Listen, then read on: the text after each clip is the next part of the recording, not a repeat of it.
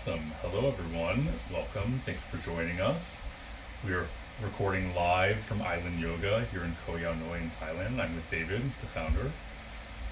This week for our Dharma Dialogues, we are going to be talking about healing and wholeness.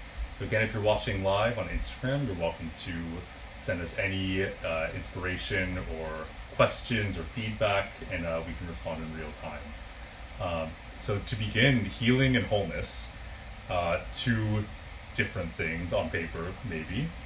Why don't we start with definitions? What is healing? What is wholeness? To me, the journey of yoga is the journey into wholeness. So again, I always refer back to this. We're a yoga school, and part of the process of coming on retreat is coming back into balance, coming into wholeness, coming into oneness, coming into achieving a coherence in our body-mind, so at like an energetic level, more an etheric level, it's coming into wholeness. The opposite of that obviously is disease. You're out of balance. You're not connected. And to us, the simply practicing yoga and becoming a yogi, the ultimate healing modality is to become a yogi, so it becomes your lifestyle. So it's not like a one time I'm going to heal and that's it. It's a lifestyle process that I believe that you need to adopt, especially in these times. You need to change your lifestyle. You actually need to become a new you. A new you, because if you're out of balance, there's something wrong with the old you. And it's very rarely that it's just one thing. It's not just one item that's out. There's often many corrections to make to bring yourself completely into wholeness. So we always need to go back to the drawing board, and we've all got lots of time right now to do, to go within and see really what's going on in our lives, and allow ourselves the time and space and the compassion and the understanding, the love and the care to bring ourselves back into wholeness. So that to me, wholeness healing, it's a lifestyle. It's a lifestyle of finding that balance of, it's a holistic lifestyle. It's an organic lifestyle. It's a natural lifestyle. And it's actually moving away, I feel, again, moving away from a stressful lifestyle. Everybody's been busy and they've been multitasking, and they've been connected to schedules and deadlines and media and demands in the family and demands at work. And that all leads to ultimately usually a lowering of energy. Our energy systems, not necessarily lowering, but a lowering of the frequency of the energy. When you're in wholeness, the energy, the vibration tends to be high. And disease cannot live in a high vibration environment. But when you lower that energy, you can still have lots of energy, but if it's a very lower chakra, we would say in yoga, it's here and it's here and it's here, and we're in survival mode, and we're just getting by, and we're like making sure there's enough food on the table, there's a roof over our head, we're paying the rent, we're covering all the bases, but we haven't got time to really look after ourselves. Then we're still generating lots of energy, but it's a lower quality energy. And that's really the breeding ground for disease, for where we lose our balance and we come into the point, illness occurs. And it can occur usually, when people are looking for healing, it's not, they've got a cold, or something, minor has gone wrong. There's been a deep, significant change in their inner environment. And it's probably occurred over many years. Right. It can be 5 years, 10 years, 20 years. And so you're not going to fix it overnight usually either. You're going to have to look very deeply at the way that you are in the world. You're going to look at your environment, the way you think, the people that you're with, what you're doing, the relationships you have, your diet, nutrition, how you exercise, how you spend your leisure time. All has to come under the scope, and you have to commit. This has to be jumping with both feet, and you have to commit to become the new you. Right. To me, that's it's a given. If you want to become whole and stay in balance and stay connected, and stay in oneness and grow in oneness, because this is also a growth. Right. You know, we come into wholeness, we come into healing, and then we want to become more whole and more whole. We want to become more connected, more guided, more inspired. So it's all one. It's all yoga. It's interesting, to reiterate, you were saying that how we know we aren't whole is because we are diseased, we're experiencing dis-ease, right? Yeah. For me, on my journey, I felt like I just had a feeling that I wasn't whole, and it didn't manifest itself as disease. It manifested itself as me being unhappy or feeling like I needed to seek something out that was outside of myself. What does it feel like to be whole? You feel content. You feel free. You feel light. You feel liberated. You feel inspired. You feel creative. You feel powerful. All of the positives, you get up every day and you want to do days, you get up early and you've got lots of ideas, you're freeing up your energy, that's an easier way, in one word. If your energy is in the lower areas and you're in survival mode, it doesn't feel good. It feels like you're just getting by and you're on edge and you're stressed out and you're stressed out. And you slowly, in that mode, you're spiraling out of balance. And you can feel it. And depression can come in, confusion can come in, helplessness, fear, anger, guilt. All of these negatives come in. They're all mental conditions. Right. But the mental condition starts to manifest the physical condition. And we know that, the body-mind matrix is inseparable.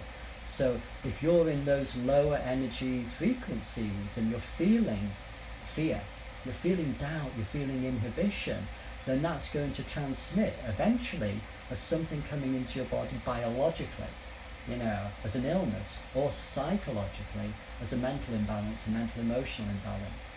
And they're both serious, The good news is they're both curable. How does that happen? What is the relationship between, I guess, our emotional body and our physical body?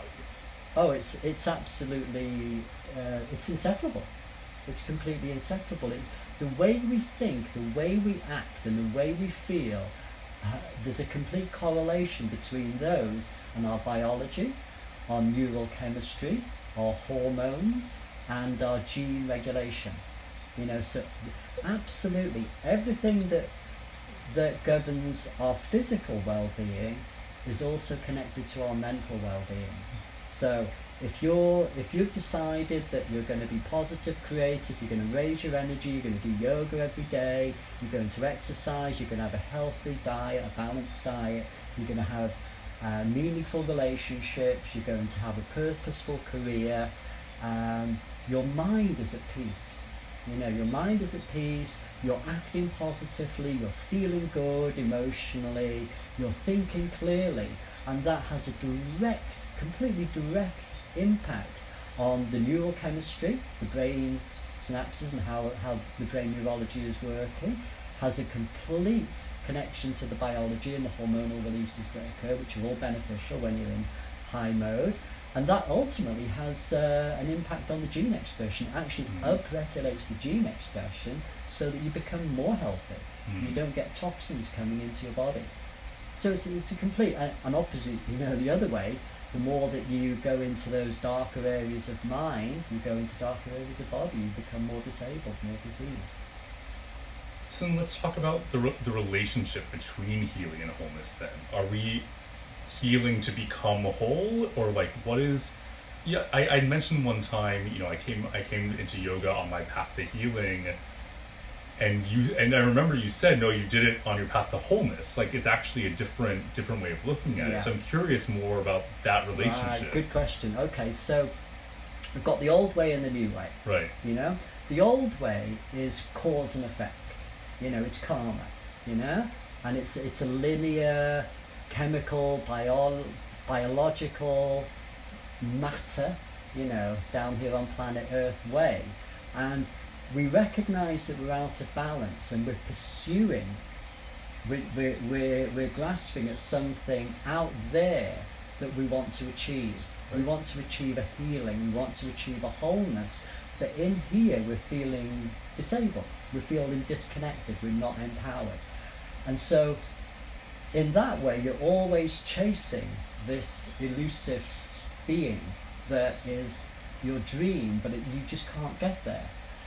The new way, and this is the yoga way, and it's not the new way, it's just the new way that we're expressing it now. The new 5,000-year-old yeah, way. the new 5,000-year-old way, is that you have to become whole before the healing occurs. Once you become whole in your mind, the healing finds you. So it's a state of mind. You have to visualize yourself how you want to be, and then you have to become that in your mind. And the mind, and the unconscious mind, does not know the difference between a real situation and an imagined situation, because it's unconscious. So if you start to imagine yourself feeling completely whole, fit, healthy, connected, good relationships, good careers, everything's working for you, and you constantly reinforce that with positive intentions and powerful visualizations, that's the visualization of wholeness. The healing will find you. And so you're causing an effect. It's the quantum way. The quantum way, the yoga way, is to cause an effect. So first you have to change your inner world. You go deeper then through the process of contemplation, reflection, meditation, and you look at the imbalances that are going on, the mental emotional imbalances usually, the ego imbalances, the psychological imbalances we covered last week, and the physical imbalances, poor diet, no exercise, stressful living. You go within, and this time, we've got lots of time to do this, is absolutely prime time to do it. I mean, it's God's gift in many ways to give us all this time so that we can correct and we can get into a holistic lifestyle. We go within and we have to reflect on who we are and where we've been going and what's wrong. And that's the process of yoga. It's the process of meditation. It's the process of introspection. And we see all of that, and then we understand, okay, well, that's not working. That's the old me. And the old method, the old system that I've been living has brought me to this place of imbalance and disease and in need of healing. And so you have to turn the whole thing over. You have to become the new you, and you have to visualize yourself as whole. And that's not going to take 5 minutes either. That's a process of every day visualizing yourself in a completely whole sense and changing your habits. You've got to change the behaviors as well. You've got to change your diet, you've got to start exercising, you've got to start meditating, you've got to start working on relationships, you've got to start going within and finding your Dharma, your true life path, and visualizing that. So it's a collection of all of these things. And you end up, not too long, maybe a few days, a week, maybe a month, you build up this beautiful picture of you as a complete whole person. And nothing's changed much on the outer, but everything's changed on the inner. And once that inner world is sure in its new identity, then the healing will find you. The opportunities for significant change will come to you. So you're causing an effect by your powerful inner work is going out, and it's hitting the unified field of all intelligence, and that intelligence is acknowledging you, and it's saying, yes, okay, then you're ready for some opportunities in healing, and it gives you those opportunities. So you're creating the opportunities by your sense of wholeness. So you cannot be the victim anymore. You can't be, well, life has made it like this, and it's just hopeless, but I'm going to do my best, but it's always this way for me. That's a victim mentality, and you're just going to perpetuate more of the same. But once you change your mind and you become that whole person, that new person, then everything changes, because you're causing an effect rather than being part of the karmic cause and effect. And you don't want to be that anymore. I think for a lot of people, they spend their entire life living a certain way, right? And the idea that, it's easy for us to say, I know I need to eat better, I know I need to exercise more, I know all of these things on paper, but obviously there's a reason we're not doing it. Yeah. Because we've never done it before. It is a massive shift. Yeah. So for the people watching at home, what are some tangible exercises or ways that we can begin that process or ease into it or begin to reframe our mindset about it? Yeah, motivation. I mean, In the old world, pre-COVID-19, most of us, we do, but I mean most regular people living ordinary lives in cities and, in families, they just don't have the time. They haven't had the time. They've slowly accumulated more and more responsibilities, and some of those responsibilities they don't have any control over.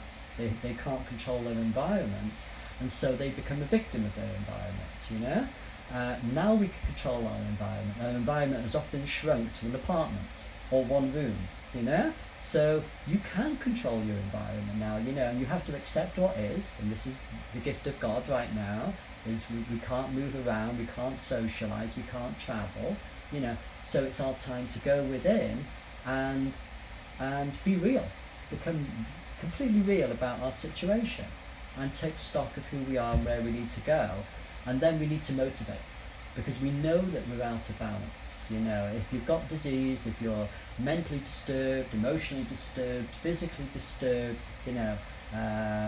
then it's time to make changes. And for me, the very, very first thing is exercise.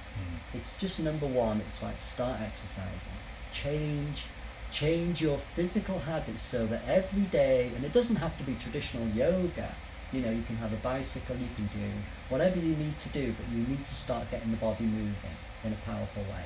And you need to do it every day, better twice a day, but always in the morning.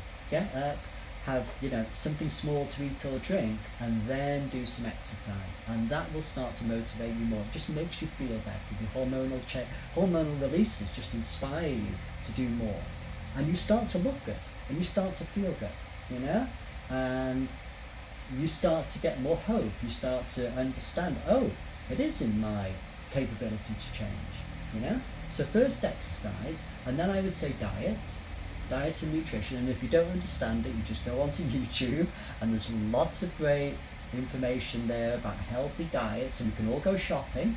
So it's not like we can't get out. We can go, and we can choose to go to the 7-Eleven kind of shop with all the processed foods, which is dead food. And if you put dead food into your body, you'll get no energy from it, and it just won't feed you in any way. So you have to buy live organic food, learn how to cook it, and don't overcook it, because again, if you overcook something, it becomes dead food again. So better raw food, but if you can't do raw food, then very lightly cooked food, fresh food. Have mixtures of food, the greens, and the different colours of food is good, so green and red and orange and yellow, and that's really important to mix those foods, because they all have different nutrients that go together. And the fruits, and then look at, so much protein, so much carbohydrate, so much mineral from vegetables, balance that, lots of water, less alcohol. Alcohol will disturb you, less smoking.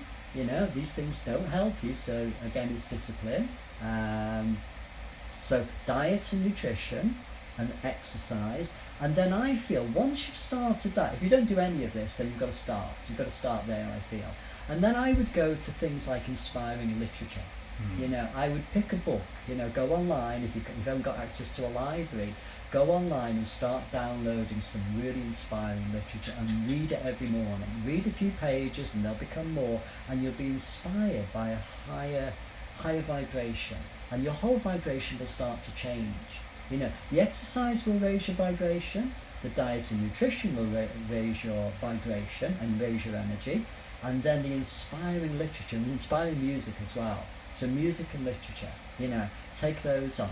And once you've got those going, then life just seems to start looking brighter. Then you can start learning some skills. You can start learning to play some music, and you can start learning to write or do art or something creative. And I think that's really important, again, when you're stuck in. Once you've covered the basis and you've got your diet, your exercise, your nutrition, and I would even go as far as to say bring some yoga breathing practices in, not just pure stretching, not just pure aerobic stretching. That's good, but yoga tends to make you stretch and breathe in a more scientific way. And it's designed to elevate your energy patterns and expand your mind. So just those bases, cover those bases to begin with.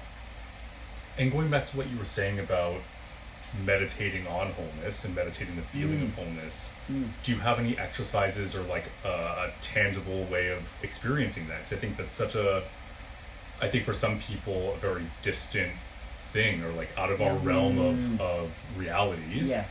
So what does that feel like? Well, again, once you've covered those bases, and having the exercise routine, having the diet and nutrition routine, having the inspired literature, then to me you need to come into contemplation, reflection, introspection, and that's meditation. And that really is key to changing everything, because we have to understand 95% of the programs that take us out of balance are unconscious programs. We're only 5% conscious most of the time. So we don't actually see and understand the programs that we've been building up, the habits, Right. we would say the samskaras, the conditioned behaviours. They've been building up our whole lives, and they say that 70% of those are self-sabotaging, and you don't even know you're doing them. Right. Unless you're aware, unless you're conscious, unless you're becoming a yogi. And the way to become that yogi is first to do the yoga practice, but more important, and this is the higher yoga, is to do the meditation. And as you go within and you start meditating, you start to see very clearly, in a dispassionate way. There's no emotion, there's no, well, I can't possibly be like that, I'm not having it.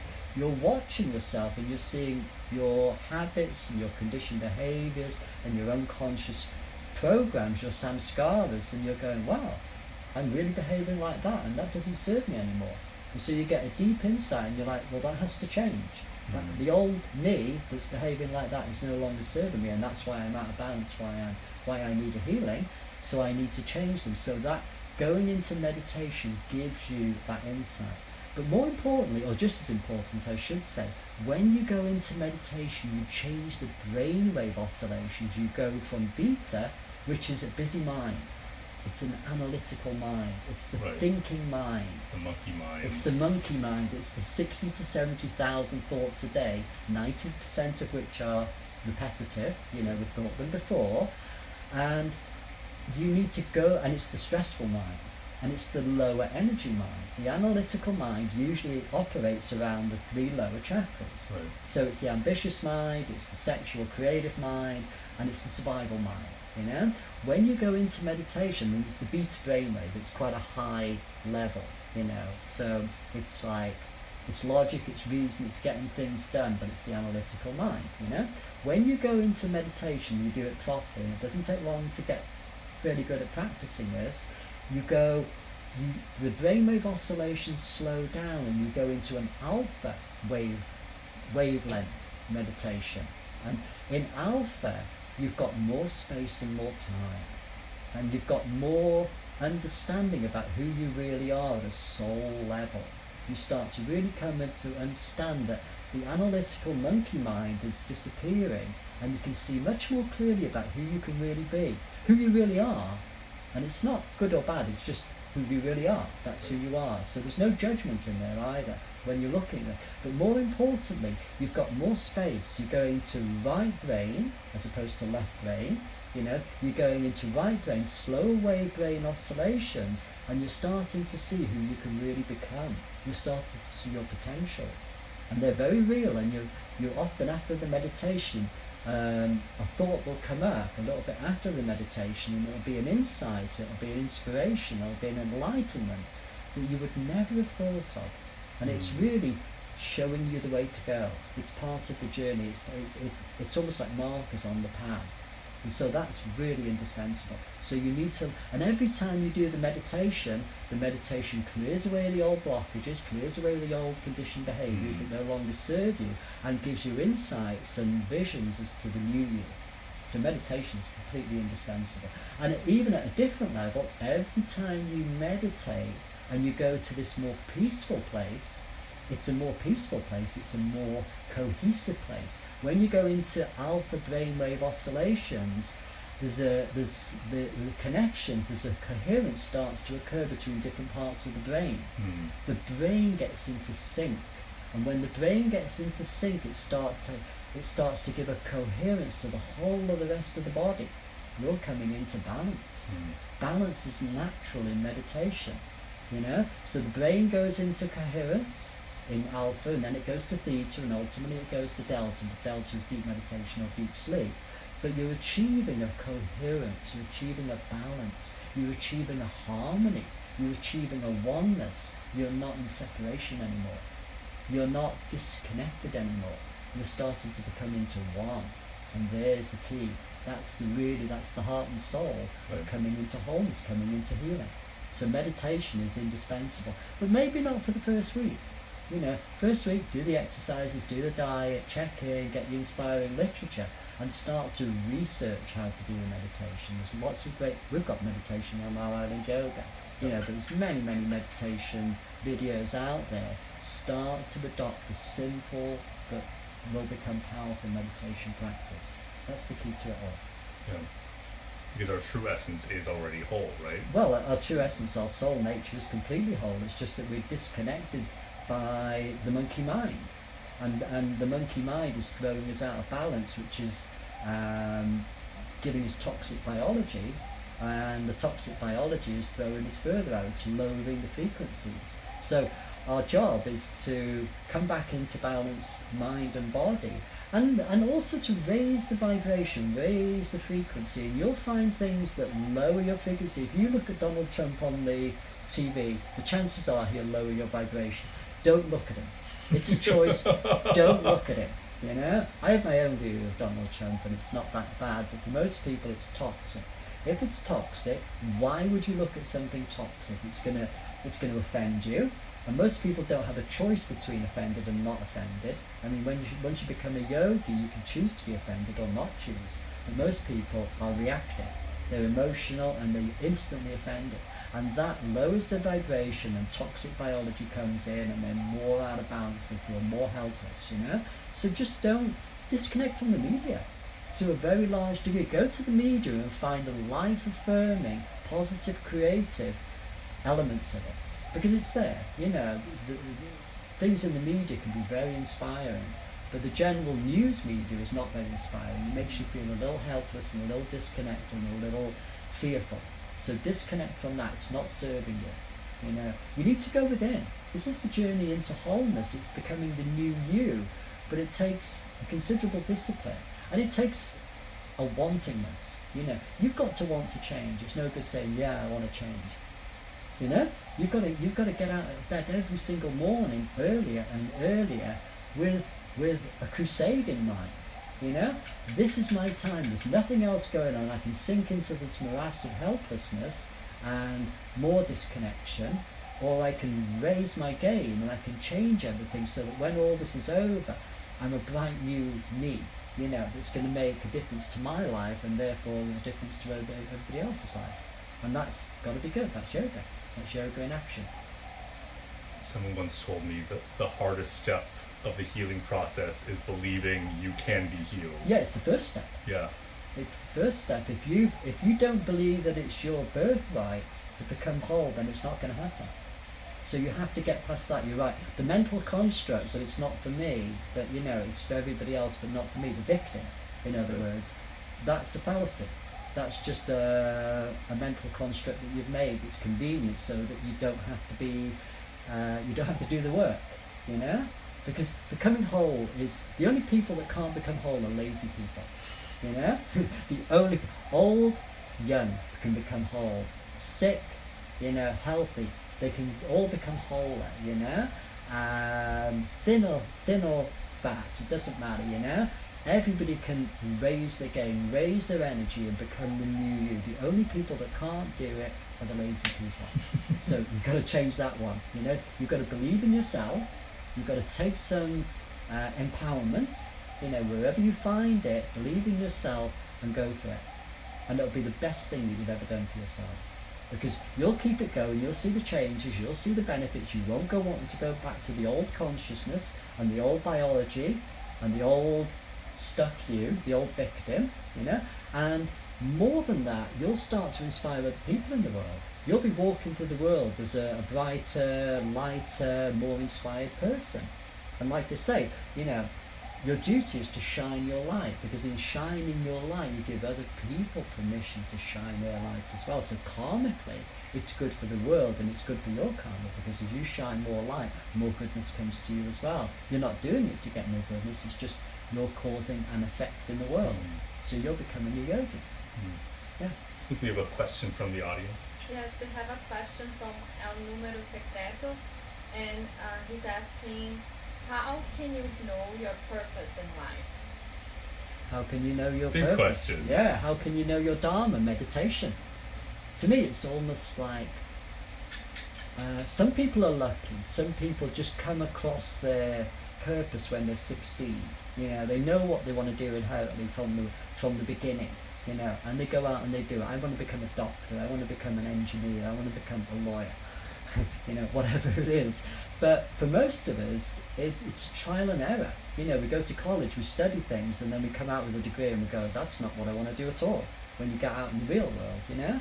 So you can either, again, you can be cause and effect. Right. You know, you can go out there and just try lots of things for many years and just see what fits. And, you know, it might happen and it might not happen. Or you can go within and cause and effect by meditating. And once you start meditating, your purpose will become abundantly clear. That's the purpose of the meaning of meditation is to become familiar with, and it's becoming familiar with you. You're becoming familiar with you and your essence, your soul, your spirit, your consciousness, your higher energy vibration. Once you come familiar with, it's showing you all of your potentials, all of your skills, all of your purposes. You know, might not be one purpose in life, it might be a multitude, but you have to learn to go within. So it's meditation. Meditation shows you your purpose. Meditation shows you your Dharma.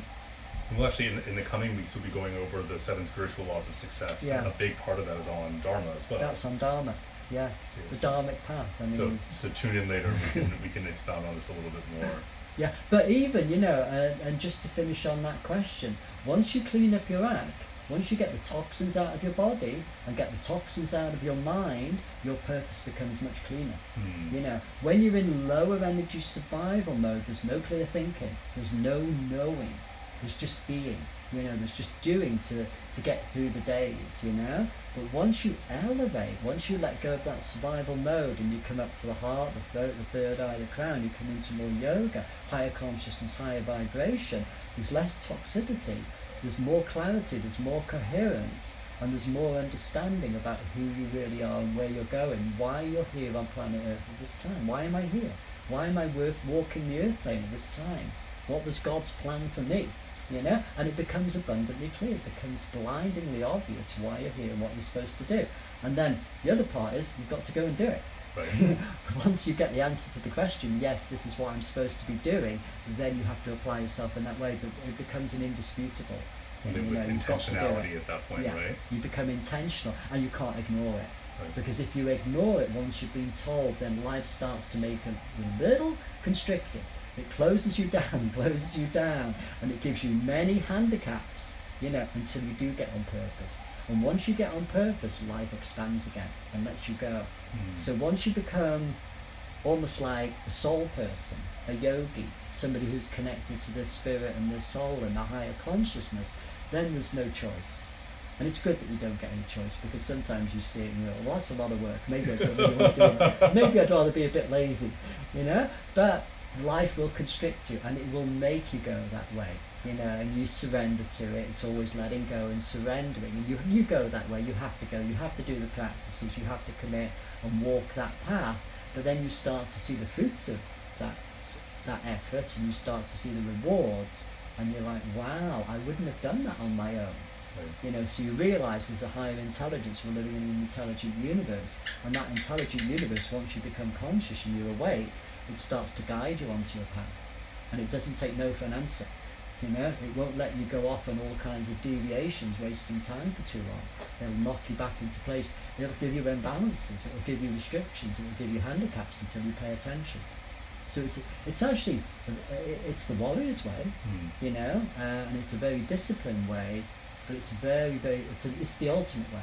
It's the ultimate way to express yourself as a human being, to become a yogi, and it's open to all of us. It's not just, you know, holy men from India living in caves in the Himalaya, or people living on Koh-i-Noor in the tropics. You know, this is the birthright of everybody, to become whole, to heal, and to realise their highest potentials. And we should all be doing it. And now COVID-19 in that way is a major blessing. It's closing us all down. It's giving us those handicaps, giving us those restrictions so that we can check in, that we can go within, that we can take this time to change ourselves, to become the new you, to become the new humanity. Not just a new individual, but a whole new humanity. I mean, everybody's talking now about there's going to be a new way of being in the world when this is over. And that's got to be good. And people are waking up to what they should be doing. Oh. You have another question? Yeah, Liz asked, thank you so much, any tips on dealing with fear of the unknown? Great question. It's always about walking into the unknown. It really is. And it's the journey of walking into the unknown. And fear for most people is that stepping into the unknown. And I honestly, I think if you get fit and you get healthy and you get more conscious, there's more light. There's more light on the path, and you can see a little bit further ahead, and it's not so much unknown. It feels right. If it doesn't feel right, don't go. You know? So you wake up a little bit. You don't just throw yourself into the darkness, you know. I mean, you can do it if you're very brave, but you don't quite know what's out there.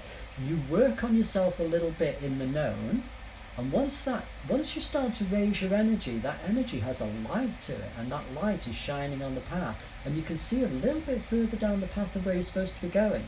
And so you take the steps then. It's almost like a grey area that you're going into, and it's like, well, I'm not quite sure about this, but it feels right.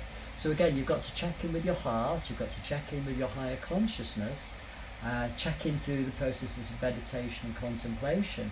And maybe the other, and again, this is just an experience thing, once you get used to walking in the unknown, it becomes second nature. It's Right. like it's not fearful anymore. It's like, well, you're always in the unknown because you're always in the present moment and you don't know what's coming next. And when you're trying to control your life and control your environment, you're not free.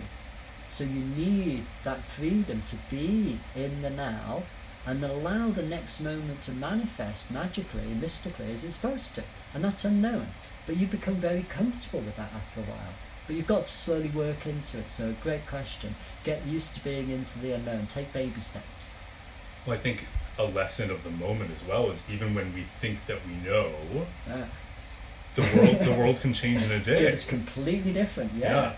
We think we know where we're going, and we've manufactured everything to this controlled environment that we want to create, and it gets turned completely upside down, like this COVID-19, and we're like, oh, it wasn't supposed to be like that anyway. So we always come back, and again, this is one of the spiritual principles, always come back to being in this present moment awareness and be the most conscious you can be in this present moment awareness. And once you've done those two things, they become second nature. They become your good habits, you know, your good conditioned behaviors. You're not dwelling in the past, you're not harking for the future, but you're present here and now in the most conscious way you can be, becomes just second nature, and then you're shown the way. And you step forwards, and that's the next reality, and the next reality. Remember this as well, you can't create a new reality with the old personality. So that's a really important one. You have to change your personality. You have to change your ego nature. You have to change your exterior mindset. The way that you're thinking, the way that you're perceiving the world. You can't create a new reality with the old personality. So it means going within, it means taking the old stuff that you used to be, the behaviors and the emotions and the dramas, you know, and the conditioned behaviors, and they've all got to go. All the ones that don't serve you have to go, and you have to reinvent yourself as this magnificent new person. And that's a new personality, and a new personality creates a new reality. It doesn't work the old way. The old personality will not create a new reality. Cannot. Right. Cannot go. So, new reality is created by a new personality. And that new personality has less ego. It has less controlling. It stays in control, but it's not a controlling personality, you know? And it's not a drama personality. And it's not a needy victim personality. It's a powerful, autonomous, compassionate personality. And that's who we're becoming. We have to become that way in order to go forward in the world in a whole way. Right. To heal the world, not just to heal ourselves. You know, this is about global healing as well. Yeah. You know, I was going to ask, bigger picture, you know, I've had teachers tell me that disease is, you know, a strength from our dharmic path, and I've heard it's past karma coming back, and I've heard it, it can get us back onto our dharmic path. Right now, especially with so many people in the world dealing with disease in a really tangible way, like what does it mean? Well, everybody's karma is different. Right. Everybody's dharma is different, so it's very hard to pick individuals. But I think, in fact, I know we have a collective global dharma. We're all connected at a higher level. So globally, we have a karma and a dharma, and we mustn't let the drama upset the dharma and the karma. But we find ourselves in this global group, and we all have to take responsibility for where we're going and what we're doing. So as we learn to become whole, we give more positivity to that global whole. If we become more helpless and more fearful, we put into that mindset as well globally, not just individually, but because all mind is connected, all consciousness is connected. As we raise our energy, as we raise our vibration, as we get more healthy, as we get more whole, as we get more expanded in mind and healthy in body, we're putting into the global positivity. We're putting into the global healing. So individually, for sure, there's karma and there's your dharma, and it's, in my opinion, it's not worth going back and trying to find where it all came from. Past life regression and all of this stuff. It doesn't matter. Be here now. It's the only reality. Be here now. Wherever you come to, and you've woken up now, you might be 16, you might be 60. It doesn't really matter. Better if you're 16. But you're here now, and this is your reality, and you're taking stock of it. You're being honest, you're being industrious, you're being energized, you're not being lazy. Time for change. So where you say, it could be part of my dharma, you create your destiny every moment by your actions. So you've got latent potentials, maybe from previous lifetimes. You may be latently gifted in art or music or science, or sport in some way. But until you start to open up and go within and see those potentials, unless they've already become apparent, and if you're looking for your dharma, they haven't become apparent. Those potentials are there, and through the act of yoga and meditation and raising consciousness and raising energy, they become apparent. You start to become more musical, more artistic, more scientific, whatever it is. So just by the present moment conscious awakening, you start to understand more of your dharma. And it's very obvious what our global dharma is. We need to heal our planet in an environmental sense, in a biological sense, the same thing, eco sense, but also biologically within ourselves, and also psychologically. We need to be thinking in a whole different way. It doesn't need to be us and them, you over there and me over here, my religion, your race, my race, That's all old, again, it's old stuff, It has to become the new us, not just the new you, but the new us, the global, the holistic, the integrated, the compassionate humanity now. That's what we're working towards. And I feel that's what this gift is giving us, this gift of COVID-19.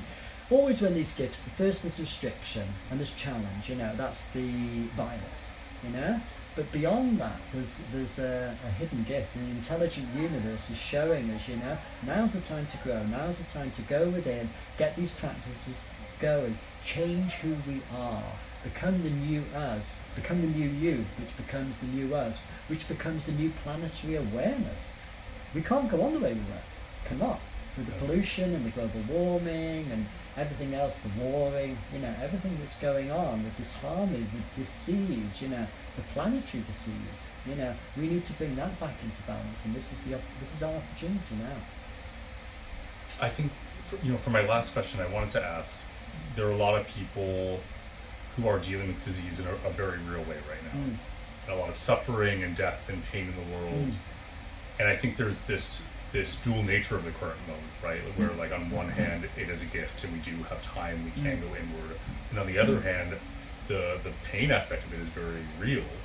So what are ways in which people can, I don't know if it's to sit with the pain or to move past it or to ignore it or to raise our energy? Like what should we? Pain is only a construct of lower energy. Right. You know, because it's mental pain. If you've got physical pain, that's different. You know, if you've broken your leg, you're in pain. You know, if you've got this COVID-19, you're in pain. It's a respiratory illness. You know, and your difficulty breathing. Obviously, you know, you're not going to go out doing yoga while you're in the hospital on a ventilator. You know, you need to go and get, you know, we know this, so we don't have to talk about this. You know, we need to get good medical attention, and we need to recuperate properly. And we need to stay away and not let this contaminant grow. You know, we know all of these things. But if you're suffering from it, or you know somebody else, or somebody's passed away, if there's bereavements, you know, in your community or your family, you need to grieve. It's a reality. We've lost somebody, you know, and they've gone. They haven't gone in the soul nature, you know.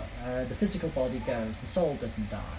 But that's not what we're here to talk about today, but that's a truism.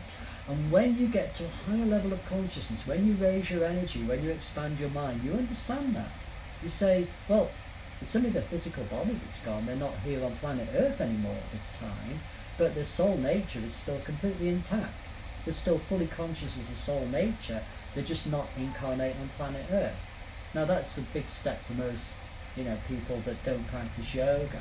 But when you do start to do these practices and you open up, that mental, emotional pain dissipates. It's not there anymore, because you get an understanding.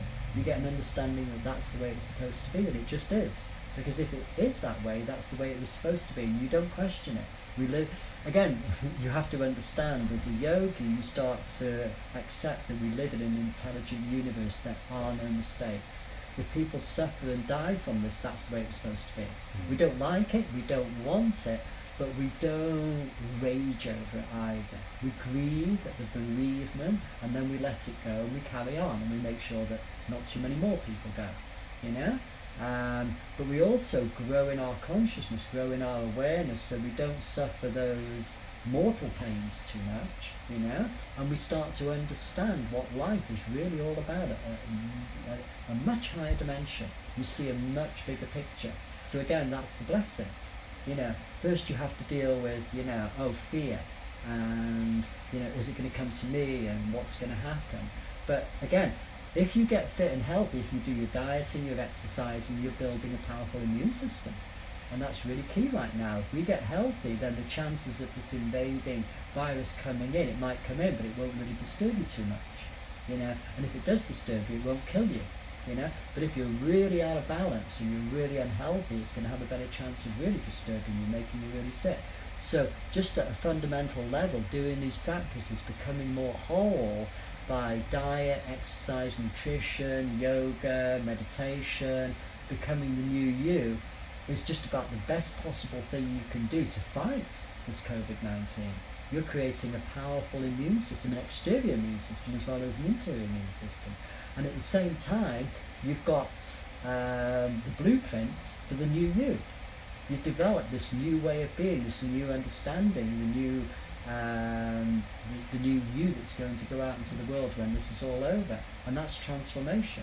So you've become a yogi, you've gone on retreat and you've done the transformation. And you keep the transformation going. This is not a one-time thing. You change over, and then it becomes the habit to do these practices, and it becomes the habit, it becomes the lifestyle to expand in consciousness, to get healthy, stay healthy, get whole, don't get out of balance again, stay connected, keep all of the coherence going. You know? And the more you go into this, the more you study it, the more you understand the science and the practice of it, the more you celebrate it, because it's a holistic way, it's a natural way of being. It's the ultimate way of being. Becoming a yogi. Well, thank you so much. Thank you everyone for joining us at thank home. you.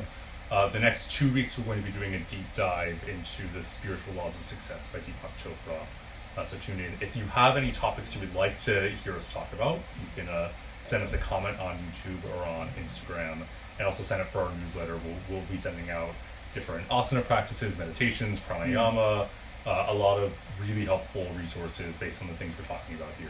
So thank you so much for joining us. Namaste. Thank you so much.